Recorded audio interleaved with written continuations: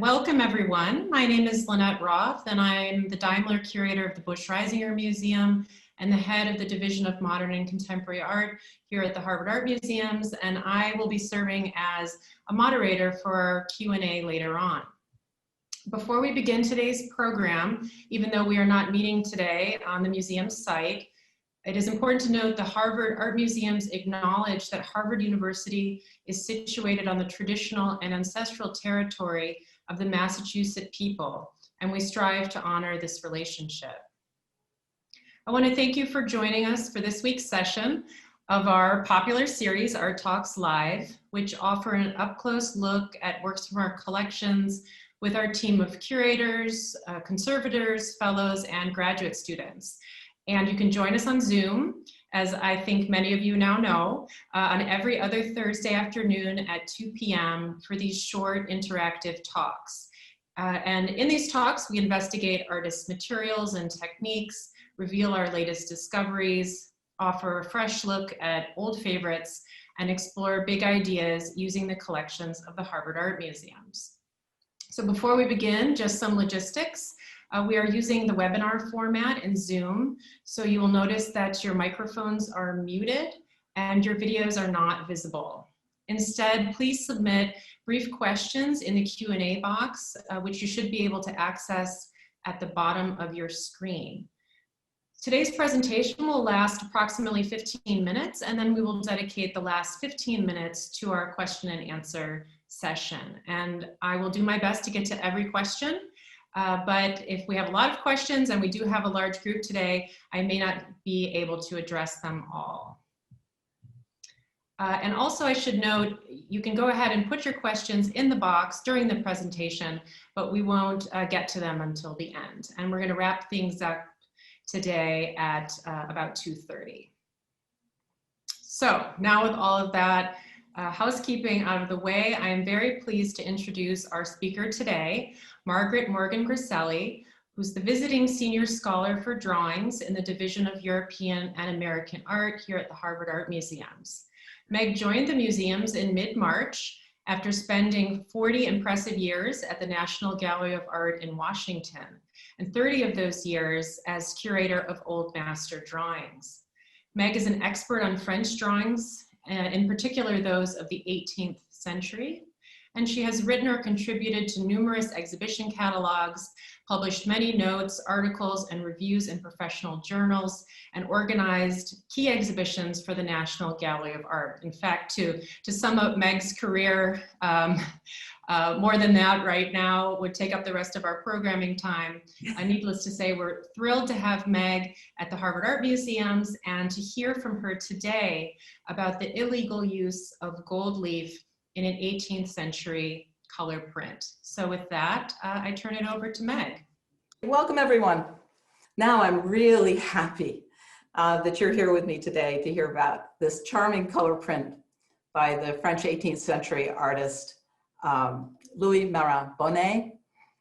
It may surprise you that I've chosen to talk about a print today, given my entire career in drawings, but I confess that I have been a fan of French color prints since I first was introduced to them during my sophomore year.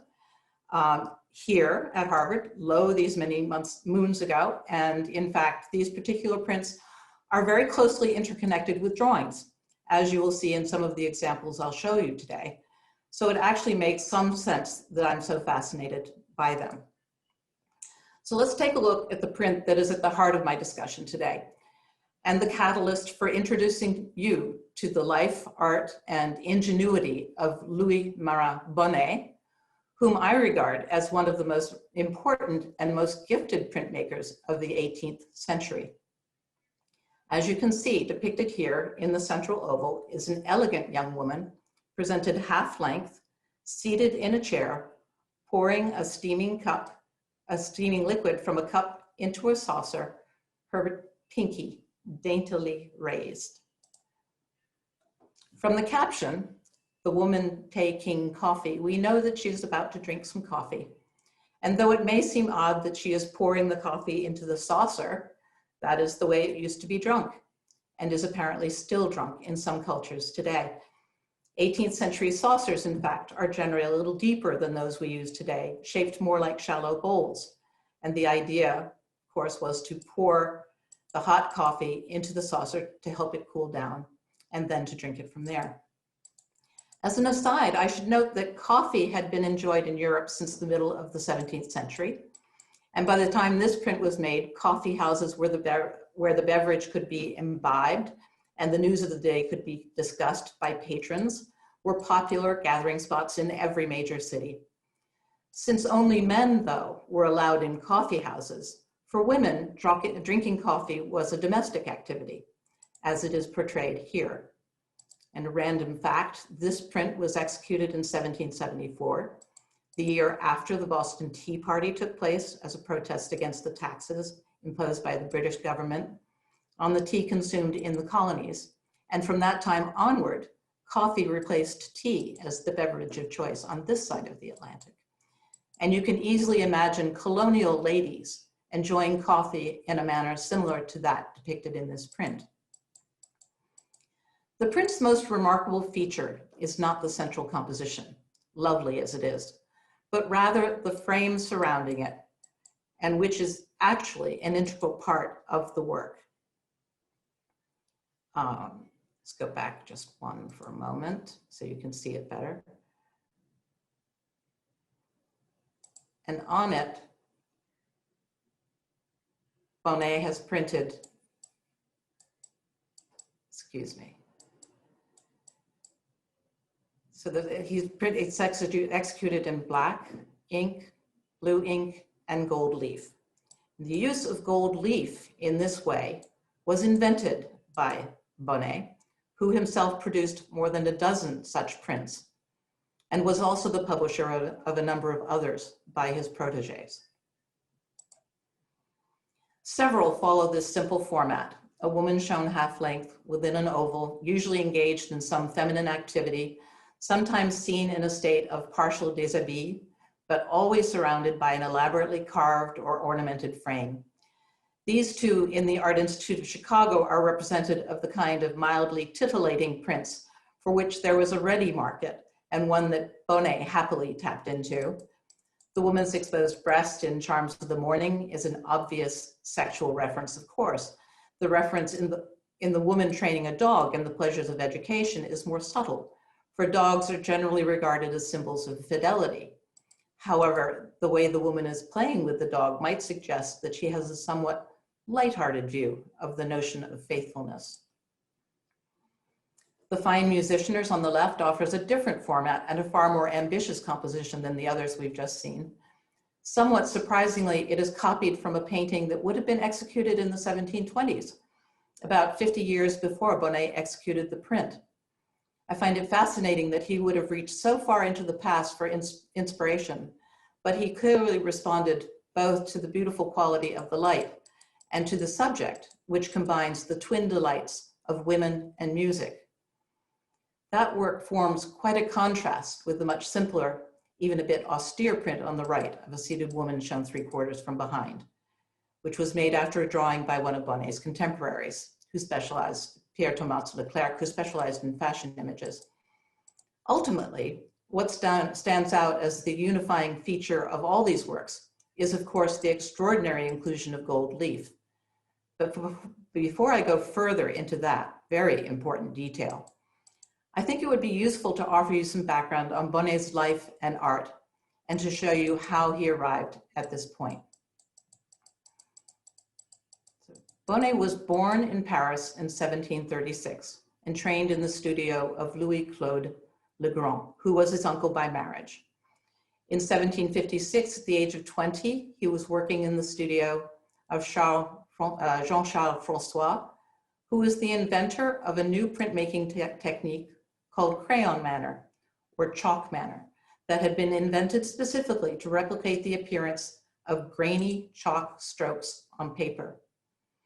These are the tools used to produce that effect, including an example of a roulette, figures 8 and 9, with a spiked wheel down at the lower right, and matoirs, figures 5, 6, and 7, with spiked heads that were newly adapted from their use in decorative metalwork to the production of prints, replicating chalk drawings.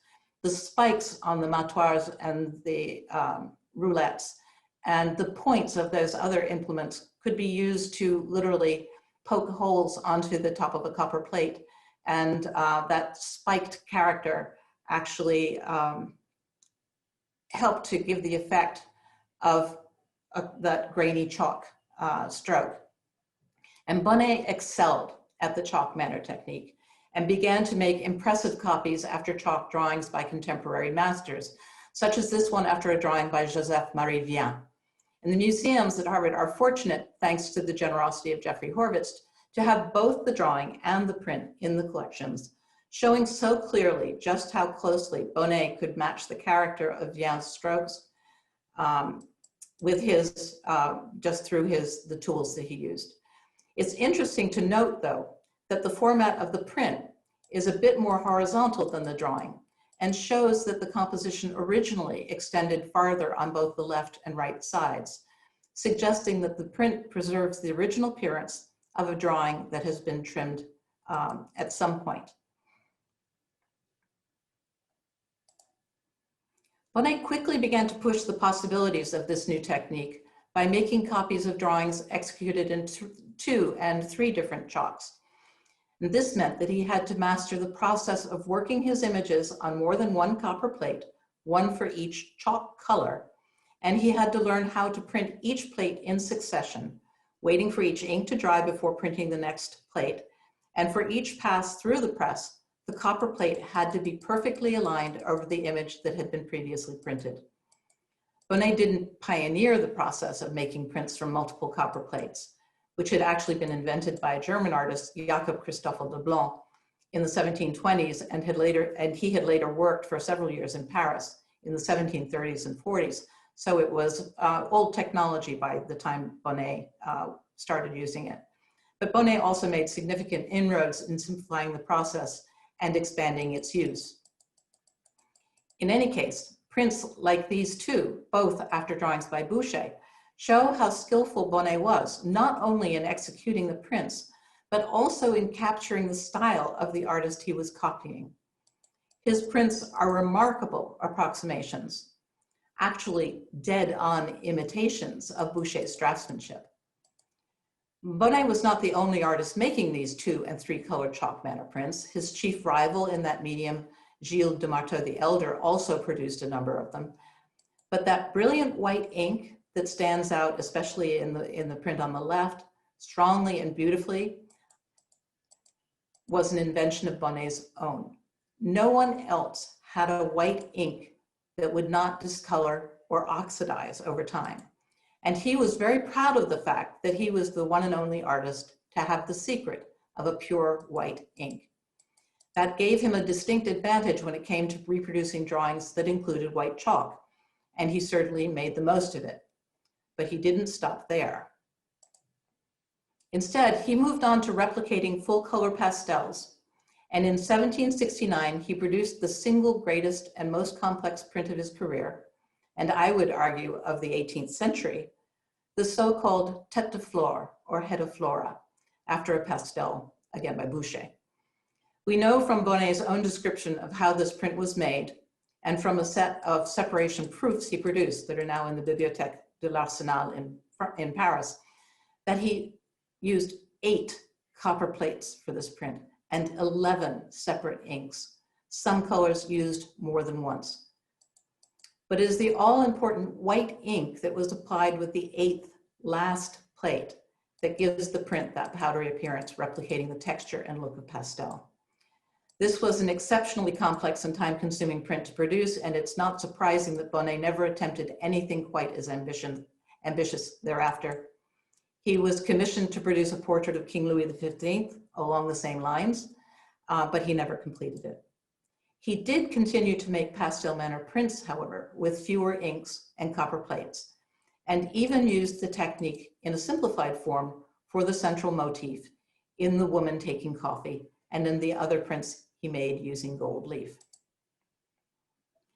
Now, the publication of The Woman Taking Coffee and its pendant on the left here, The Milk Woman, this impression from private collection in New York, was announced on the 25th of December, 1774, in a Paris newspaper, the Journal de Politique et de Littérature. And you would think that in such an announcement, Bonnet would have boasted about his invention of this brand new, never before seen use of gold as part of his printing process. And he would have proudly proclaimed his authorship of these two luxury prints.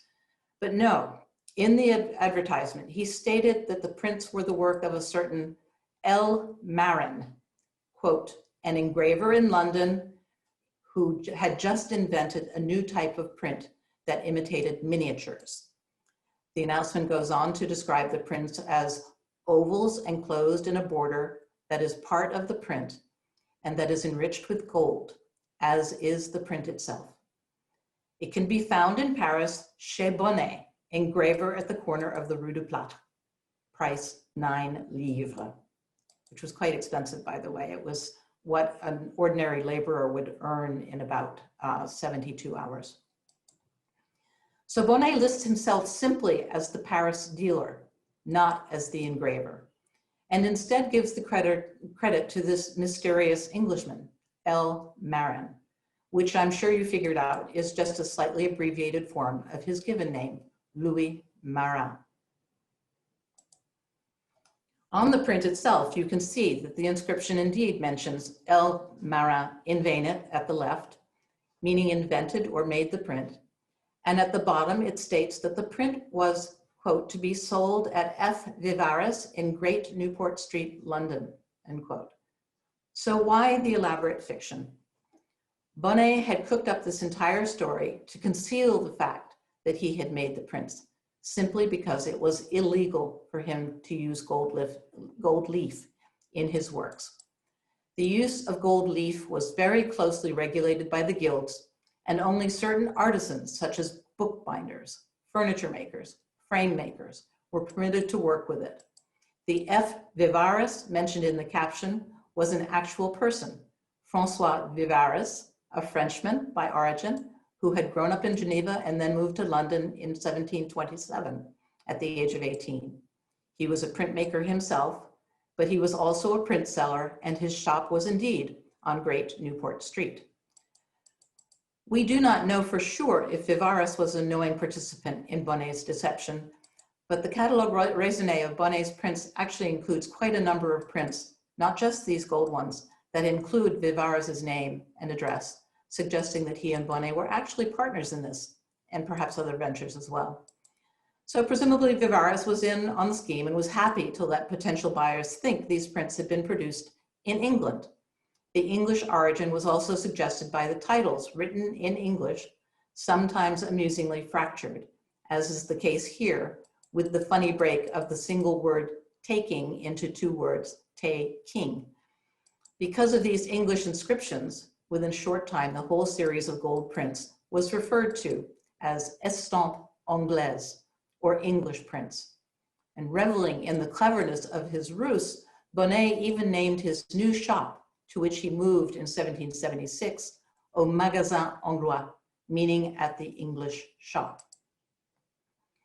The exact process by which Bonnet attached the gold to his prints is not known. He never wrote about it that we know of, and I don't think anyone has tried to replicate it. Normally, though, with gold leaf, there has to be some sort of bowl or sticky substance to which the ultrafine pieces of gold leaf are attached, after which they are carefully burnished to make sure they will be well adhered to the support. Bonnet would have printed the necessary bowl, but whether it was an ink or some other substance is not known. And then he or an assistant would have attached the gold by hand. You can see there are different textures to the gold, as this detail from the woman taking coffee shows. And it seems likely that Bonnet also used some powdered form of gold in addition to the gold leaf. The remarkable thing, though, is that after the gold was attached, Bonnet then printed over it, which presumably it had adhered it even more firmly to the print, but also added decorative patterns and motifs that imitated the carvings found on real gilded frames of the time. Impressions of some of these prints without the gold do exist, and they do stand alone as finished prints. But it's fascinating to see the difference between those with and those without the gold. This one is the one most commonly seen. It's actually by Bonnet's best pupil and an independent artist in his own right, Jean-François Janinet, who became an important printmaker. This is his portrait of Marie Antoinette after a painting by Jean-Baptiste André Gauthier d'Agoty, which the print was published in 1777. And the juxtaposition of these two impressions is quite dramatic, in part because the one in the Museum of Fine Arts, Boston, on the left is a very rich early impression, but also because of the somewhat startling pinkish orange color of the frame in the Chicago impression without the gilding on the right. These details allow you to see the differences somewhat more clearly, while also showing how cleverly Janinet combined the ink and the gold to create the ornamental effects of his framework in the Boston detail. And it's interesting also that he used a darker color of ink when he was actually using the gold as well. The orange seems to have been a choice made later when impressions were made specifically without the gold. And the reason for that was that in 1777, apparently, but we don't actually know how it happened, the truth came out. And the identity of the fictional Louis-Marin and the fact that these English prints were not English was discovered, that they were by Bonnet himself and they were printed in France. Official steps were presumably taken to prevent the use of gold leaf in any future prints, though no documents have yet been found to indicate what actions might have been taken against Bonnet, and also perhaps Janinet, but no gold prints were produced thereafter, only those like the Janinet I just showed you that doesn't have the gold in it. So for a 3-year period, from the end of 74 into 77, Bonnet maintained quite an elaborate deception, and in the process produced a series of extraordinary prints unlike any others made before. That he should even think of attempting to make such works in full color and framed in real gold is certainly remarkable and bears witness to his innovative genius as both a printmaker and an entrepreneur. I imagine these prints proved to be quite lucrative, or he would not have persisted in producing them, illegal as it was for him to do so. At the same time, I suspect he even enjoyed the challenge, perhaps wondering how long it would take for the authorities to discover his trick and stop him. Fortunately, it took them a while, and we therefore have beautiful examples like this one to bear witness to the genius and originality of this great printmaker, whose work, as I hope you will agree, really does deserve to be better known. And now I think it is time for a good cup of coffee. Thank you. Thank you so much, Meg. Sorry about the beginning. You started talking about the early years of coffee culture. I have just finished reading Michael Pollan's new book on caffeine. So I was able to learn what women thought about the fact that only men were allowed to drink coffee in the coffee houses. So I have a question for you, actually, just to kick us off. Okay. You so beautifully described to us how complex and complicated the pastel manner was for Bonnet, how many different copper plates, numerous inks, and then of course this incredible gold leaf. So I was just curious if you could say a bit more about how many impressions would he have made of a print like the woman taking coffee, or his fantastic Tetaflore? That is a really good question. And of course, in the 18th century, artists did not number their prints. They didn't have editions the way we do in the 20th and 21st century, where you know exactly how many prints were produced. He would have produced them probably as they were ordered. And the plates, copper plates, do wear down, and especially the pastel manner, the head of flora. Some of those plates must have worn down quickly because the pressure of the plate, the pressure of the press each time it all of those 8 different plates had to go through. We know, in fact, that by the print was produced in 1769. By 1773, it had been reduced to a print with only 3 colors. So it actually wore down pretty quickly. And I will say that all of these prints are quite rare. I mean, they're not common, especially the pastel manner. The gold prints, I think there may be more of them. There are certain ones that are popular. I think the woman drinking coffee was one of the most popular and would have been produced quite a lot. But he would have produced, I think because he had to stop producing in 77, only 3 years after it was made, I think he was kind of protected from the plates wearing down. But short answer is we don't know how many impressions were made. Mm-hmm. Well, it's really wonderful to see the comparisons, also the comparison you made of the other print by Bonnet in our collection together with the Vienne drawing, to be able to make that comparison as well of how he's using these techniques to such incredible effect. So absolutely. I mean, to have those together, I think the chalk manner technique of engraving for me is absolutely wonderful. It is what actually got me into 18th century French color prints, because I studied French drawing. So here we have the reproductions of the chalk. And these techniques were invented very specifically to reproduce the look of drawings, which you think about it, it's an unusual thing up to that time. I mean, artists were making reproductions, but they were making reproductions of paintings or works in other media or sculptures and you know, disseminate in their engravings. But here was a very great motivation to reproduce drawings so that people could buy them relatively cheaply and hang them on their walls. Someone, you know, a middle-class person or a bourgeois could buy a print after Boucher and have a Boucher hanging on the wall. And artists like Bonnet did them so well that it really did look like there was a Boucher hanging on the wall. We have a question related to Bonnet's reproductions of drawings. A question of whether, let's say, Boucher in this example actually reaped any economic benefit from Bonnet reproducing the drawings. Boucher died in 1770, so he was alive during the first 13 years of Bonnet's career. And Boucher was not, Boucher was not the only artist that by any means that Bonnet copied.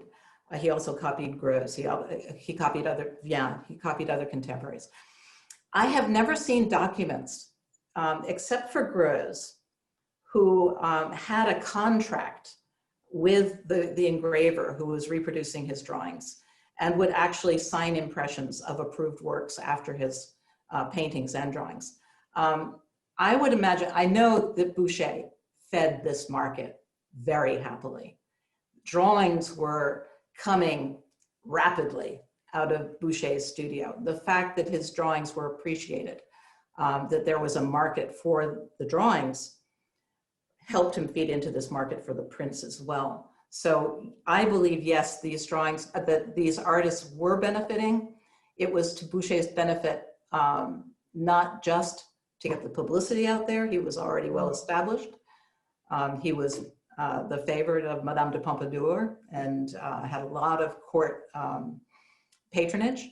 But yeah, I imagine that the living artist benefited, the engraver benefited, and I will say that Bonnet was absolutely an entrepreneur. He was in the market. That's why a print, his pastel manner, as the plates wore down, he would keep on printing and arrive at another version of the print that he could still sell. He didn't let anything go to waste. Well, that's fascinating. We have a lot of questions now, not surprisingly, about his use of gold. So there were several related questions, such as, do we know if he used sheets of gold leaf or an ink pigmented with gold? And a related question, if there's been any technical analysis on the prints that might have shed light on how the gold was laid down. I should have reviewed this very carefully, but I didn't. I believe that he did use some gold leaf in his prints. I think he was very proud of that. And when he advertises it, he doesn't say it's a gold ink. He says using gold, printing with gold. So I suspect, yes. And the fact that it was illegal, I mean, the fact that it had to stop because he was not allowed to use specifically gold leaf. There were the bookbinders, the frame makers, they could use it, but he was not allowed to. A gold ink wouldn't have had the same restriction. Mm-hmm. So I think that very definitely it was the real thing. How he managed it,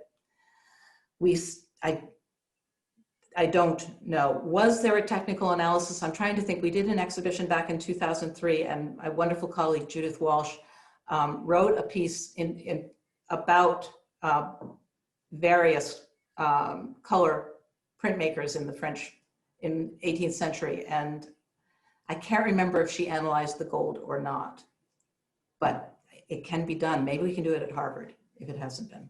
Yes.